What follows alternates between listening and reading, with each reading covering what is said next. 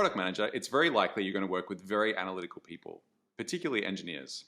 Your decisions will be highly scrutinized under a very logical lens. It's important that you can make decisions and justify those decisions with very tight reasoning.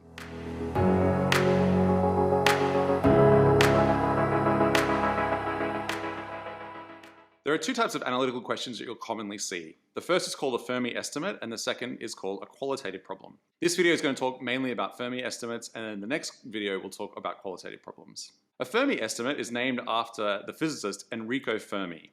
He estimated the strength of an atomic bomb by analyzing pieces of paper as they dropped from his hand at the time of the explosion. A Fermi estimate is an order of magnitude estimate, and by that it means you don't have to get the precise answer to be correct. What you want to do is show how you've come to a particular answer and be within about an order of magnitude of the correct answer. You'll know you're being asked a Fermi estimate question if your interviewer asks you something along the lines of, calculate for me how much money you think Uber makes in your particular city. Sometimes you may not actually realize that the interviewer does want you to conduct a Fermi estimate. And this actually happened to me in my interview when I was doing a technical interview. At the end of the interview, I asked the interviewer for feedback and he said, "Oh, it was great, but you didn't do a Fermi estimate." And I didn't even know that that was required, but he was expecting that I would do that. Some companies won't ask you a Fermi estimate question and some will. I always think it's a good idea to prepare for it just in case.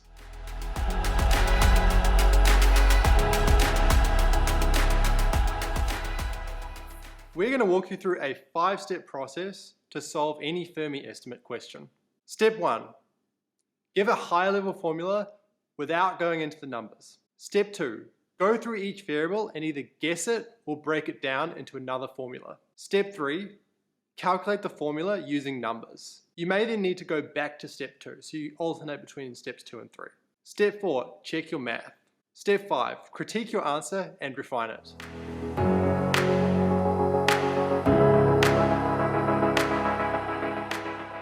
So let's say that you've been asked to calculate the number of Uber drivers in your city. In step 1, you want to give a high-level formula. So one high-level formula here might be the total number of trips taken per week in the city divided by the trips per Uber driver per week. An important point here is not to jump into the numbers. Many candidates at this point, they don't take a step back and describe the solution in details. They just go straight into putting numbers into a formula. You don't want to do that. And if you want to score the top grade on the rubric, here's a trick. Give 2 formulas and then pick one. Top candidates do this. For example, to calculate the number of Uber drivers in your city, another way to do it would be to say the total population of the city, in other words, the number of people in the city, multiplied by the proportion who work as Uber drivers.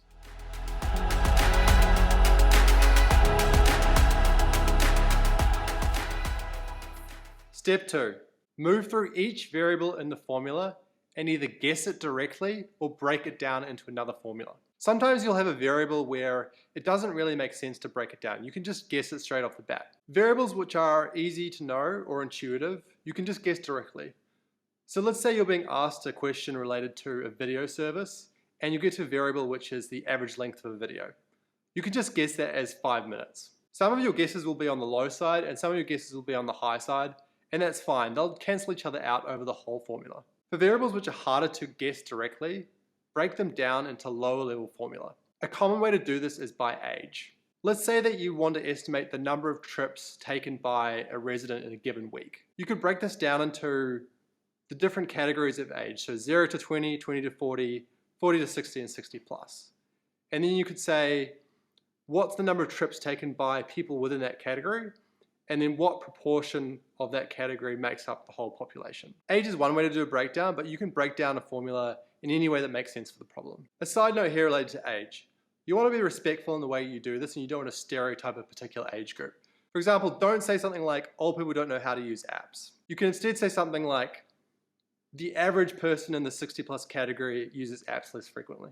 Here's another example of breaking down a variable. Let's say that you have a variable which is the number of times the user opens your app in a given week. You could break this down by the number of people who use your app once an hour versus once a day versus once a week.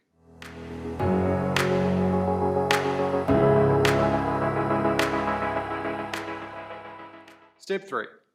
Once you have a formula where you've guessed all the variables directly, then you calculate the result of that formula. A key point here is that you want to make this easy for yourself. You're not aiming to be totally precise.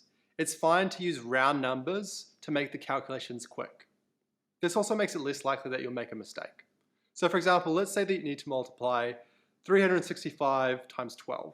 Instead of going through each digit here, you can just approximate this as 350 times 10, which is 3,500. In practice, you're going to be alternating between steps 2 and 3. Imagine a tree structure. At the top of the tree is the high-level formula. As you break down each variable in that formula, you're going to create lower levels of the tree. Once you've guessed all the variables at the bottom level, you calculate that and move back up. If you have a computer science background, you'll recognize this as depth-first search.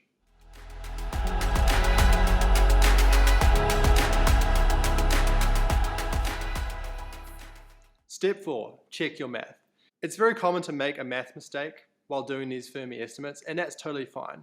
This is not a test of your math skills, but you do want to show that you have a good attention to detail. A very common mistake that candidates make is dropping or adding a zero. So this is something that we recommend you look out for especially.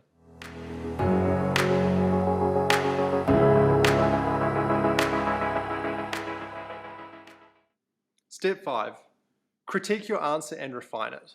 Part of being a strong analytical thinker is being able to take a step back from your own argument and looking at it from an objective angle. It's the same in these analytical product interview questions. A good way to easily critique your own answer is by doing a simple gut check. So let's say that you've come up with the answer that there are 100 Uber drivers in your city, but your city has 10 million people in it. That sounds obviously too low. After you've done a gut check, go back and look at your formula and work out places where you might have undercalculated a variable. Usually at this point you want to break down a simple guess into a formula. So you're adding more complexity to your answer. Now if you critique your answer and you realize that it's totally garbage, don't worry. Remember that the point of the product interview is to make sure that you are a consistent, thoughtful person. It's not to make sure that you're a genius who can get the right answer on any question the first time around. The mere fact that you've objectively looked at your own answer and you've critiqued it, and then you've attempted to improve it, sends a strong signal of the type of good product manager you'll be.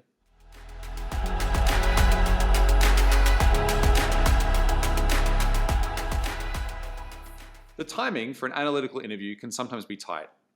Your interviewer might have a plan that includes a number of different questions, so it's a good idea if you're given an analytical question to ask how much time the interviewer wants to allocate to this particular question.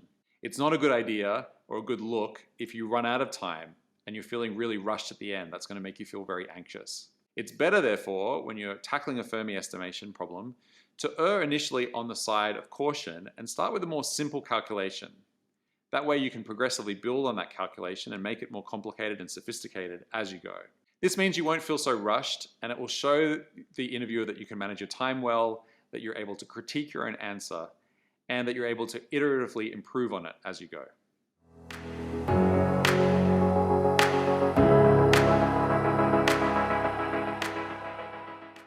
In summary, there are two types of analytical questions you'll commonly see: Fermi estimation questions and qualitative questions. For Fermi estimation questions, follow a 5-step process. Step 1, outline your high-level formula without numbers. Step 2, for each variable, either guess it or break it down into another formula. Step 3, calculate a formula using your guesses and go back to step 2 if required. Step 4, check your math. Step 5, critique your answer and go back to step 2 if you have time. Aim to finish your answer on time and then go back and refine.